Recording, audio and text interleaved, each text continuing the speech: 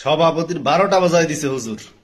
কোরআন শূন্য ব্যাপারে আলাপ করেন, রাজনীতি ব্যাপারে কোনো আলোচনা করেন না নাই আমি আপনার যেটা করছি এটা করেন। আপনি কি বলছেন? কথা বলেন। হাদিস আপনি কি আমাকে হাদিস বুঝাবেন? 18 বছর পড়াশোনা করে আসছি কি আপনার মতো জাহেল মূর্খের কাছ থেকে আমি হাদিস শিখার জন্য নাকি? কিসের জন্য এসব মানুষকে এখানে সভাপতির আসনে কিসের জন্য বসান? তারা আলেমদেরকে এসে ভুল ধরে 18 বছর পর্যন্ত আমরা এই পড়াশোনা করে আসছি, এসব মানুষ ভুল ধরার জন্য নাকি?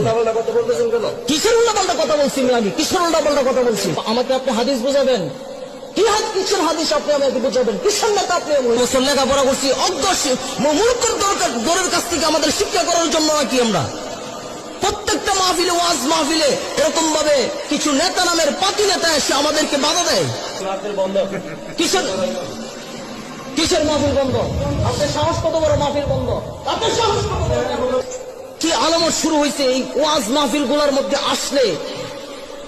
এই বাংলার জমিনের মধ্যে এসব নেতা খেতা পাতি নেতা যেগুলো আছে কোরআন মাহফিলের মধ্যে বাধা দেয়, এগুলাকে জুতা পিটা করে বাংলাদেশ থেকে তাড়াতে হবে।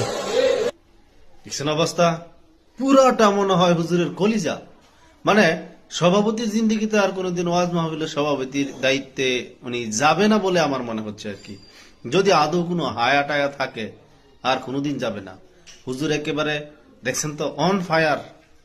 ঠিকই আছে, এই সমস্ত পাতি টাতি নেতাদেরকে এরকমই বলতে হবে।